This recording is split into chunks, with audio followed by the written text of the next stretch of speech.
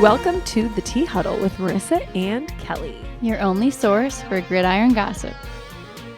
If you're interested in the personal lives of celebrities, or if you're interested in the NFL in general, this is the right podcast for you. It has all of those things and so much more. Just so you all know, the Tea Huddle, like all the other NFL teams out there, needs a bye week every once in a while too. But we recorded this episode in advance so you can all get your fix. And because we don't know what happened on or off the field in week 13, we are treating you all to our new throwback segment, Tea from the Past.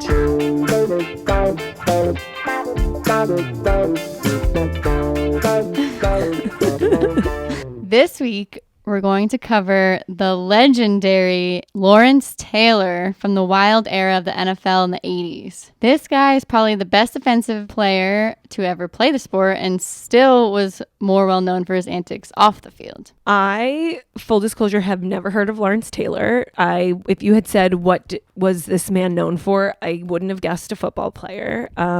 It's all new to me.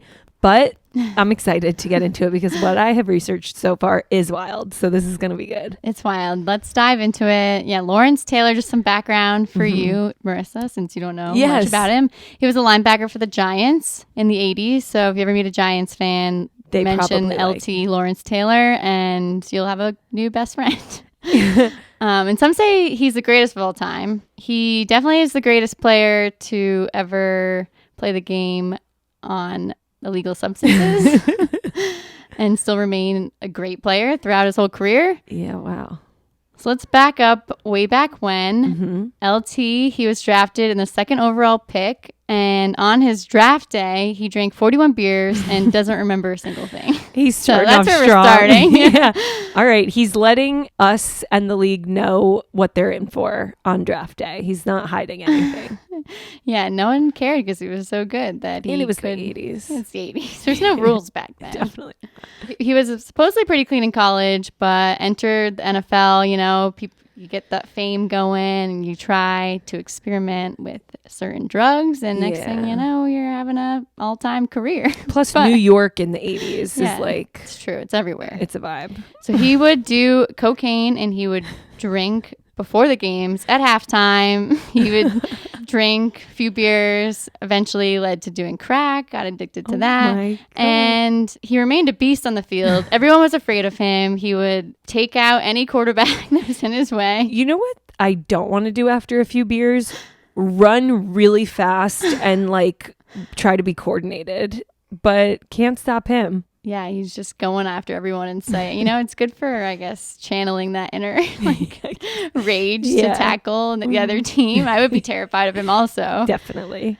And, you know, the NFL, even in the 80s, like they had drug tests because you know, it was an organization. But he would use his teammates' urine to avoid failing his drug tests. Clever man. That was before they made you pee with the door open. Yeah, before they're watching your every move. Another tactic he had to intimidate the other team is the night before the game, he would send sex workers to his opponent's hotel rooms. Stop. Which is, I guess, a trick that he learned when the Houston... Like to tire them out? Like get them in trouble and what if it were like, right, if they get caught, that works. If they don't get caught and they just like use stay up her all night, services, party all night. Yeah. Wow. He's got a competitive edge. Yeah. Well, I guess the Houston Oilers did it to him. Oh, and then oh my God. What goes on? It didn't impact his game at all. No, he's like, this is just a regular Wednesday night. So he was like, I'll use this tactic on the opposing teams because they can't handle what I can handle. Yeah. But yeah, as we said, the 80s were a wild time. Yeah. Wow. Eventually, he did fail a drug test about 88, halfway after 8 years of playing. Okay, he finally failed the drug for test. 8 years. And he was suspended. Eventually. Yeah. Remained clean the rest of his playing days, supposedly, but not for the rest of his days, just his days playing. Okay. He like, there's a time and a place. There's a time and place, yeah. Mm-hmm. Not on the field, maybe off the field. Probably neither, but he retired from the NFL in the 90s, still kept up his antics off the field, getting into trouble. He was arrested at one point for buying cocaine, and he played it off. He said he thought it was a bag of flour. Yeah, this tiny bag of flour. That's like when Lindsay... You know me. I don't touch this stuff ananymore. When Lindsay Lohan got arrested and there was cocaine in her pants pocket, and she said, "These aren't my pants." That was it's your DNA's not on it. Yeah, what evidence? These aren't my pants, and this is just a little bag of flour in my pocket. He cleaned up his act again. He was inducted into the Hall of Fame. Oh. So there's like a lot going on here, a lot of ups and downs. And then he officially made our enemy foe list because he got arrested for hiring an underage prostitute and getting a DUI. Yeah, that's, I would say, not good. Nobody. So it was all, harmless to the rest of us. It was harmful to him. But when he crossed that line, that's when you're on our list. We had him to the list. Yeah. It's not fun in games when there are underage prostitutes in the conversation. He's been laying low ever since. I think he's cleaned up his act. He got into golf recently, I've heard. Golf will settle anyone down. Still alive. Yeah. I Googled him. He's on his third wife currently. And some years ago, she got arrested for domestic assault. So maybe he's the calm one in this new relationship. Not new. They've been married since 2007. So. Yeah, now he's focused on staying away from her. Yeah. No, they're still married. Oh, okay. Yeah. But he needs his thrills somewhere. I feel like let this be a cautionary tale rather than one to be looked up to. Yeah, it worked for him, but I don't think anyone else can have a successful career doing what he did, especially in today's day and age. Definitely. So. Yeah. But it's a pretty good segue into our next segment that we've wanted to touch on for a while now. There are a few recovering players in the NFL that have really interesting stories. Definitely. And less of like a LOL party story than LT. Now I'm on a nickname basis with him. I didn't even know who he was 15 minutes ago. But yeah, there's a few players that are players and coach having big seasons this year and are crediting their sobriety and like the change in their lifestyle for what is giving them such success. I'm happy they didn't take off after LT and definitely. Yeah, yikes. Yeah, we're going to get into a few of them and their stories. The first one up, my favorite because he's stunningly gorgeous, is Darren Waller. He is a tight end for the Giants. Yeah, tight end for the Giants. I knew that. We're just the Giants players. Look at us. Yeah, he's look at them. Look at them. He also played in the league during the start of his addiction. He said he failed so many drug tests. He didn't have any relationships with the guys on his team. He was just like going through the motions. He wasn't doing well when he first started out. Then in June of 2017, he was suspended for a year from the league, I think for failing like yet another drug test. In August, so a couple months. Nobody's giving him their urine. No, especially if he's not. He said, I wasn't friends with any of the guys on my team. What are you going to give your non-friend your urine? Don't think so. August of 2017, so a couple months after the year-long suspension, he used drugs that were laced with fentanyl and nearly died from an overdose, which was the awakening that he credits with. That's really scary. Yeah, he said he, I think it happened like in a car in a parking lot, and that he like came very close to death. He immediately checked into rehab and has been clean since. He said during his 1-year suspension, he was a checkout cashier at a farmer's market. Right. And so when like the fame and the money and the accolades get to his head, he's like, literally 3 years ago, I was like ringing up people's produce. So it keeps him. It keeps him grounded. It can happen. Yeah. So he was, I think, drafted by the Ravens, then played for the Raiders. Now he's a Giant. But while he was playing on the Raiders in Vegas, he met Kelsey Plum, star of the WNBA champion team, the Las Vegas Aces. Yeah, they beat the Liberty. I was at the game, actually. Were you? I was. Oh. Yeah, New York Liberty. They lost to the Aces. And I was looking down. For Darren? Yeah, I had really bad seats. Oh, there are all these really sweet pictures and videos of them embracing at that game after she won. They actually met on a podcast together. Oh. when they were both athletes, like crushing the Las Vegas scene. Yeah. They met on the podcast. They got married. They went on their honeymoon. And the day after their honeymoon, he found out he got traded to New York. That's like, what do you do? Yeah, you're like, this has been great being married for a day. Gotta and move. Not like she can just, like, a lot of these football wives get up and move with their She has husbands. a successful career. She can't just travel unless she gets traded. Yes, let's go. Yeah, instead of being a Kelsey, Vegas sports power come over team, to Liberty. We'll root for you. Yeah, be a New York sports power team. Yeah, so we love them, and his career has taken off. Is he injured this season? Yeah, he hurt his hamstring a few weeks ago, so hopefully we'll see him back out there soon. Yeah, because before that he was having a stellar season. Yeah. He's fun to watch, and so is his wife. We're rooting for both of them. Another player who's having a massive season, Max Crosby. Max spelled M-A-X-X, and he double X. He says that he was originally just going to be regular Max, M-A-X, but when he was born, he was almost 12 pounds. Oh my God. That's a big baby. Max. So they were like, Max we're adding an X. He's Max. He's the maximum size of a baby child. He plays, he's also on the Raiders. So he's on the Raiders. Waller was on the Raiders. Yeah, I don't think they overlapped, actually.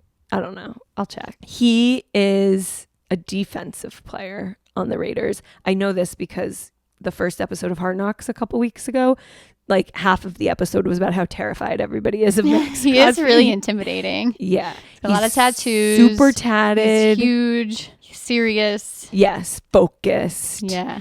He also found his sobriety after already being in the NFL. He started drinking in high school, like a lot of kids do.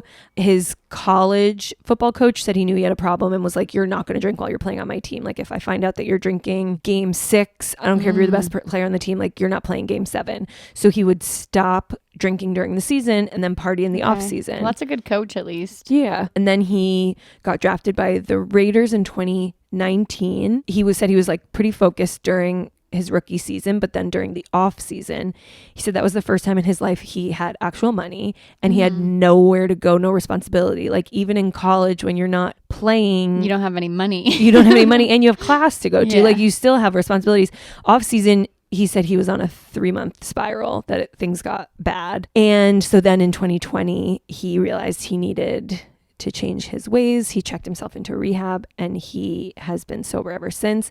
He has a giant... I was going to say, he has a huge tattoo, like right on his neck. On his neck, which freaks me out. And it's the... It's like a AA symbol, I think. So it's a symbol for his sobriety. He had the face mask, like the face mask of the helmet that they all wear.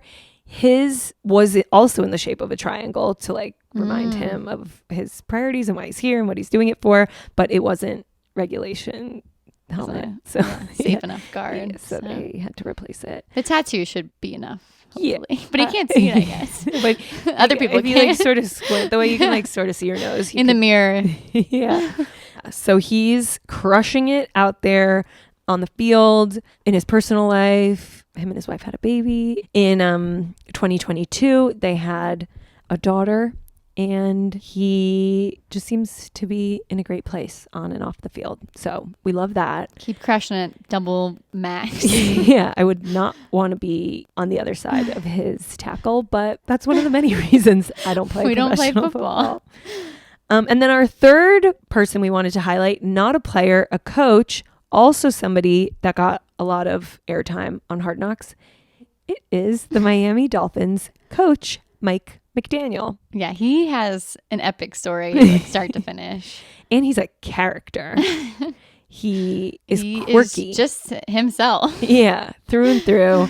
On Hard Knocks, they were like, he doesn't look like your average football coach, and he doesn't sound like one either. No. He looks like a kid that they like let run onto the field to like practice with them for a day. Yeah. Well, he used to be a ball boy for the Broncos, and people are saying it's like his character arc of like finally coming full circle to a coach. Wait, can I tell you actually a great story before we get into his sobriety journey about how he came to be a ball boy on the Broncos. Let's hear it. So he said growing up, his mom worked long hours. I think she was a single mom. Don't quote me on that. But that he used Broncos training camp as like his daycare. Like he would take the bus. He knew where to get off to go. You know, he's like a little kid, not a child, but like, you know, a kid. Yeah. And would go and watch them practice all day and would try to get autographs. And so he one day was out at Broncos training camp and got some player that I've never heard of autograph at the start of the day. Then they're practicing. And he was like, what would be better than one autograph from this guy, 2 autographs from this guy, but he's not going to sign my thing again because he'll recognize me. So he took off his Charlotte Hornets hat that he was wearing, like tossed it to the side, ran up to the player, got another autograph, went back to look around, and the hat was gone. So he went up to a guy, like some staff member at the facility or worked for the Broncos, and was like, hey, did you see a Charlotte Hornets hat that was here? It's my favorite hat. And like, I can't find it. And the guy went in to look at the lost and found and said it wasn't there. Oh, it got stolen? I guess it got stolen. So then when he came back a couple days later, the guy was like, oh man, like here's your hat. Oh. And he gave him a Charlotte Hornets hat with the price tag still on it. So this guy. Oh, he just bought him a hat? Went and bought him a hat. And then Mike McDaniel said he introduced his mom to this guy. Like, this guy got me a hat. Like, isn't that nice? And then he married Mike McDaniel's mom. That guy became his stepdad. Isn't that cute? That's awesome. Yeah. And he worked for the Broncos. So then that was Mike McDaniel. Okay, so that's how he got into like football. To working there and to being a ball boy because his stepdad worked for the team. And he's a little matchmaker. Yeah. Isn't that cute? Just like, I don't know if you saw this trending a few weeks ago about how he met his wife, which was also, I guess, through networking. Yeah. Apparently when he was a running back coach prior to when he was an NFL coach, a player for his team, a running back, was dancing with this girl at a club, and he swooped in and started dancing with her instead. I love that. And 4 years later, they're married. Yeah, the guy said that he said, if you want to be playing for this team next year, stop dancing with her. Al Michaels, I think it was, said, told more of an aggressive story that McDaniel said was not accurate. Who knows what's true? But he did. She is his wife. She is his wife, and he did say the skeleton of that story is accurate. So I like it. He's a lady stealer, which you would not expect based on his general and that's what he demeanor. said. Yeah. I guess he has good dance moves. Yeah, he looks like he could do like the worm. He definitely. I was going to say the worm. Yeah. He can definitely do the worm for sure. So he has been a coach in and out of the NFL. Yeah. And he really dealt with his alcoholism while he was on the coaching staff of the Falcons. He would show up to practice smelling like booze. And one of his coaches found empty bottles of his. He was also on the staff of the Texans. He got fired, not directly for drinking, but he was late multiple times from being out late, partying. That's tough when you're coaching a team. Yeah. And you're hungover. Like, life is a mess. Yeah. He said he knew sort of like what he was after and that he was chasing his coaching heroes and coming up short. And he needed to clean it up. And he did. And now he's on Hard Knocks. Yeah. He's America's sweetheart. Yeah. So I feel like these 3 guys are all thriving. The NFL is probably a tough environment to be sober. It's a lot of partying, celebrations, like champagne showers, a lot of bad behavior, and people celebrated for that. And a lot of money. When you have a lot of money. Yes. Good on these guys for... Really impressive. Yeah. And it shows. Definitely. We're rooting for you guys. Speaking of substances, did we ever find out what that mysterious liquid was that Aaron Rodgers spilled on the field a few weeks ago? Yeah, I feel like this can be our little mini bi-week's final goss. Final goss. Yes, so a few weeks back, Aaron Rodgers is out flaunting his mended Achilles. He'll be back any day. Skipping around the field. And had this box, and some weird looking bottle fell out of it and crashed, and liquid spilled all over the field. Yeah, it looked like a bong. It definitely looked like a bong. He's just sitting on the field just watching, smoking a bong. I think he would love that. Yeah. And because he's such a character and he's healing so quickly and he believes in all these sort of like eccentric therapies. Yeah. People were like, it's gotta be Ayahuasca. something, it's gotta be something weird. What do we think it is? And then he went on a talk show and said it was just a bottle of Maestro Dobel tequila, which when you Google it, you're like, yeah, that's literally exactly That's the bottle. That's, But it's still weird that he has a bottle on the sidelines. Like, is he Definitely. just sipping on it during the game? Like, what is that fine for the Jets organization? He said that it was a gift from an ESPN Deportes sideline reporter, and that every time he sees him, he gives him a bottle. Like that specific bottle. That I don't feel like is clarifying. That's also still kind of odd. Why is this reporter giving you a bottle of tequila every time he sees you? It's also not what's that going on there? expensive of a bottle. I sort of thought like reporter giving a star player like a bottle of tequila, it would be like something fancy. Yeah. It's like $160. I mean, it's nicer than the tequila. That's pretty good. I'll take But it. it's not like, toppest of the shelves, is it? I don't know. Hey, spend some more money, Aaron. Yeah, he must just like that it looks like a bong. Multi-purpose. Yeah, right. Maybe when you're done, you can then set utilize it. All right. Well, tune in next week when we'll be all caught up, rested up, and giving you the latest NFL gossip. No more of this throwback. We'll be present. Fingers on the pulse. The hot new gossip. Yes. And until then, Stay juicy.